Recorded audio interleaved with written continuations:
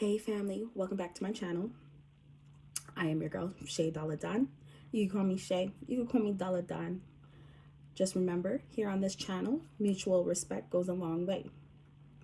I am an intuitive seer. I have the gift of all the clairs and some other special gifts that I keep between me and the Most High for now. And I'm just here to help the collective heal. All right? Now, what's interesting is before I was going to do this video, I received a phone call right after I received this download. Someone here has the gift of gab. How do I know? It's because what I saw was somebody works in a service industry of some sort. You might work at a hotel. You might work with other individuals where you have to service other people. Could be elders, children, the public. But what I saw was really interesting. A person standing at a desk. And remember those little call bells when someone is not there? There was no call bell. In fact, you stood patiently waiting. I don't know who you're waiting for. Because if you don't speak up, you don't exercise your throat chakra, just remember, a closed mouth does not get fed. How do you expect to get service? Are you waiting for the bell? Are you waiting to hear the ding, ding, ding? You're up. Sometimes we gotta step into action. If you really need the service and you patiently waiting, I get it. But sometimes you can knock and see who comes. What's also interesting about this vision is I saw there was a lot of teeth on the table. Now, teeth belong in your mouth. Well, at least that's what we know. Because if you expect to eat, you got to speak up, right? You need your teeth to chew your food. You need to be able to exercise whatever it is that you want to say. But if you're not saying it, how are the people going to know what you need or the wisdom that you want to share? You're not saying anything. You're not speaking up. When I say you got the gift of gab, child, you got a lot to say. My head was filled with so much knowledge. Yeah. And it was very interesting, but you didn't tell anybody the amount of stuff that you could speak on. So nobody knew. You didn't do anything with the information. You just kept it and you let other people be a pushover, because then I saw a rush of crowd come in and they made so much noise that the people did come and service the crowd because the crowd let them know that they were there. But not you. You actually got lost in the shadows. You got lost behind the crowd. So the crowd got the service and you just stood there, and then eventually you left. Why are you leaving when you have so much to say? Why are you not speaking up when you have so much that people are waiting to hear from? How do I know they're waiting? Because you see, when you walked away and you walked into another room, there was even that one person that came up to you and was like, oh my God, did you hear? They were waiting to communicate with you. Because you know how to communicate. You know how to throw down. You know how to chatterbox. That's what you were doing. And you can, go back and forth with the people that you're comfortable with. You could be like, yeah, man, what's good? Because you were comfortable one-to-one. So maybe you're supposed to be a counselor. But one thing for sure is you have a powerful voice and you need to use it. Someone here could like the color blue. I was picking that up very heavy, very, very heavy. And it was like a royal blue specifically, or a navy blue. Could be one or the other. For me, blue is blue. Right? But you might like the color blue. And you see, when you walked into that other room and you began to be comfortable in that room, it's like a whole celebration waiting for you. It's like so much people were waiting to welcome you to this new version of you that spoke up for yourself, spoke up for the people that didn't have a voice. That's what you did. And they couldn't wait to communicate with you. You were like celebrity status. And that one person in the room had the authority to talk to you. Because it's like you came with some bodyguards. It was very interesting to watch.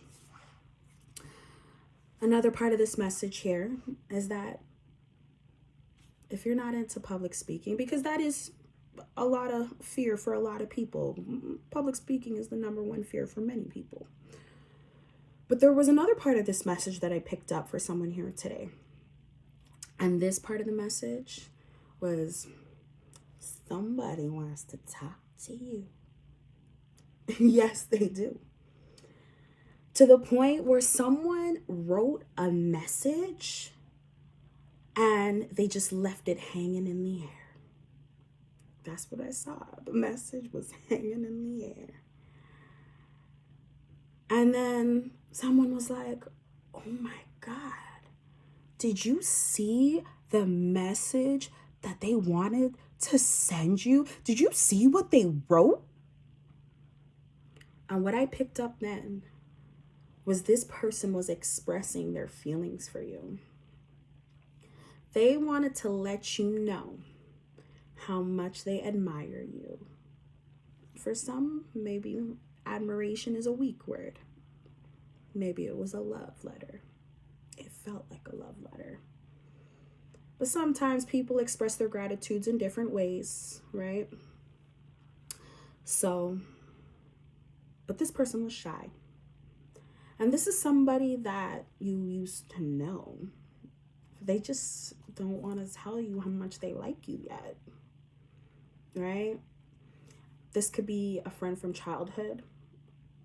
This could be a friend from when you used to be a part of some type of club, some type of group. This could even be someone that admires you from your school days, maybe high school.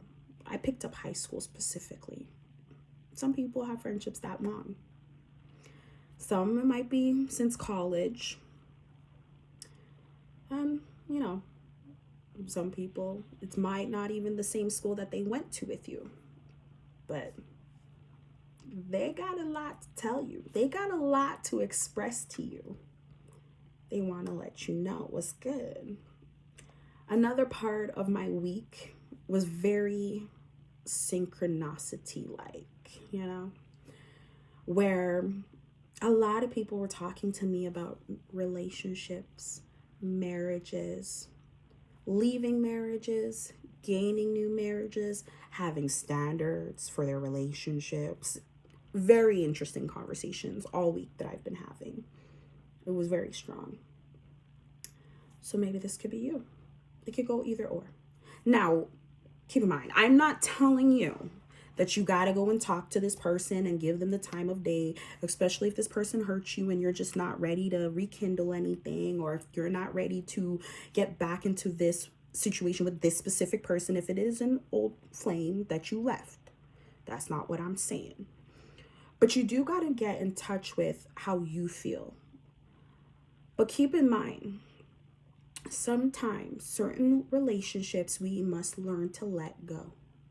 Sometimes certain relationships are not for us to jump back into because we are going to end back in a lesson that we've already learned and grieved and tried to heal from. If you want to go back to that, that's on you. You can't tell me I told you to do it. No. I told you be careful. I didn't tell you what resonated with your soul. I'm just here to guide you. I am just the messenger. Okay? But one thing for sure and two things for certain, do not let anybody tell you what is the best decision for you. Sit with yourself. Pray to the Most High. Talk to your spiritual bodyguards, your angels, your guides, your ancestors. whoever's clocking in with you at the moment. my guards, you know, they go interchangeable.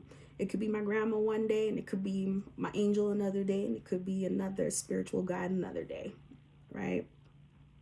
But you gotta know. You gotta sit with them. You gotta make the best decision for yourself. Sometimes it's also hard to let go, but we have to also know that loving ourselves comes first, no matter who it is. All right? So yeah, someone wants to talk to you. Someone in your squad. That's actually what I picked up. Somebody in your squad want to talk to you, baby. Will you give them the time of day? Now you're asking me, Shea, but how do I know? I just told you. Sit with yourself. You figure it out. In fact, learn to ask questions that are appropriate. Exercise the throat chakra. Ask them what are their intentions. And sometimes people will tell on themselves. They will say, yeah, I just want to see where this goes. Is that what you want to go back into? Seeing where this goes. Right? But yeah. Family, that was the message I had today. Remember, the main point here is to exercise your throat chakra. If you are saying to yourself, I need to go out there and become a great speaker, please go out there and practice. Ain't nobody telling you to pop off at the mouth and do everything you got to do right away. Pop, pop, pop. Sometimes you can just start slow. A 5-minute video here, a 2-minute video there. But one time I had a coach who told me perfect practice makes perfect. So you have to perfect your practice in order for you to become a great speaker. You have to perfect your practice in order to speak up and get the things that you want. You have to be vocal about it, even in your love life, even in your career. If you say to your boss, I want that raise, they say, not here. You already know your next move. But you got to speak up, right? That's the only way you're going to get where you're going. All right? So, with all that being said, remember, please hit the like, subscribe, hit the share button. And when I have a next message for you guys, I will be sure to clock in so I can help you heal, help you communicate, making sure that we're making the best decisions for ourselves. All right?